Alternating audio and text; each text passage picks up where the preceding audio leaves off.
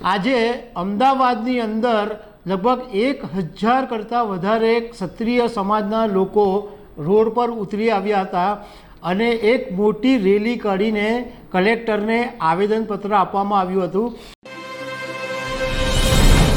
નમસ્કાર દર્શક મિત્રો, રાજકોટમાં 23 માર્ચે પરસોત્તમ રૂપાલાએ ક્ષત્રિય સમાજ માટે જે નિવેદન આપ્યું હતું એનો હોબાળો એટલો બધો મચેલો છે કે આજે 10 દિવસ પછી પણ ક્ષત્રિય સમાજનો રોષ શાંત નથી પડ્યો.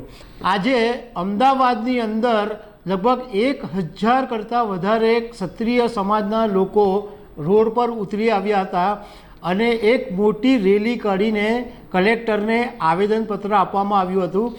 સૌથી મહત્ત્વની વાત એ હતી કે આ જે રેલી નીકળી અમદાવાદમાં એમાં મહિલાઓની સંખ્યા પણ ખાસી એવી મોટી હતી અને મહિલાઓએ એવું કીધું કે અમે કળિયુગમાં પણ જરૂર પડે તો જોહર કરવા માટે તૈયાર છીએ.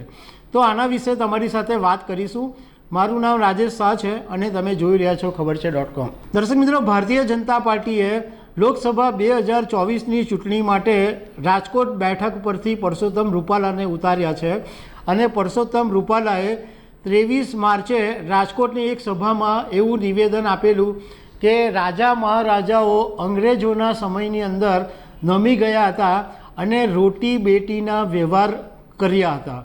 આ વાતથી ક્ષત્રિય સમાજના લોકો એટલા બધા નારાજ થયા છે અને ક્ષત્રિય સમાજના લોકો એવી જીદ પકડીને બેઠા છે કે રાજકોટ બેઠક ઉપરથી રૂપાલાની ટિકિટ રદ કરવામાં આવે. સમાજના લોકોએ એમ કીધું કે અમારી લડાઈ ભાજપની સામે નથી, અમારી લડાઈ માત્ર પરસોત્તમ રૂપાલા સામે છે અને અમારી એક જ માંગ છે કે રૂપાલાને બદલવામાં આવે અને એમની જગ્યાએ કોઈ બીજા ઉમેદવારને ટિકિટ આપવામાં આવે. આજે અમદાવાદની અંદર જે વિશાળ રેલી નીકળી એ 32 ભવન, અમદાવાદમાં જે 32 ભવન છે ત્યાંથી કલેક્ટર ઓફિસ સુધી પહોંચી અને ત્યાં આવેદનપત્ર આપવામાં આવ્યું. લગભગ 200થી વધારે પોલીસનો કાફલો આ રેલીની અંદર તૈનાત કરવામાં આવ્યો હતો. હવે આ જે અમદાવાદમાં રેલી નીકળી એમાં ક્ષત્રિય સમાજના આગેવાન છે ઋતુરાજસિંહ પરમાર. એમણે એમ કીધું કે રૂપાલાએ મહિલાઓનું અપમાન કર્યું છે અને ભાજપ જે રામના નામે વોટ માંગે છે તે પણ ક્ષત્રિય સમાજના હતા અને અમારો સમાજ એક જ માંગ કરી રહ્યો છે કે રૂપાલાને બદલવામાં આવે. તો બીજી તરફ શિલ્પાબા જે આ ક્ષત્રિય સમાજના નેતા છે એમણે એમ કીધું કે કળિયુગમાં જરૂર પડશે તો અમે જોહર કરવા માટે પણ તૈયાર છે. આ જે રૂપાલાનો વિવાદ છે એ એટલો બધો વકર્યો છે કે એમણે ઓલરેડી 2 થી 3 વખત માફી માંગી દીધી છે.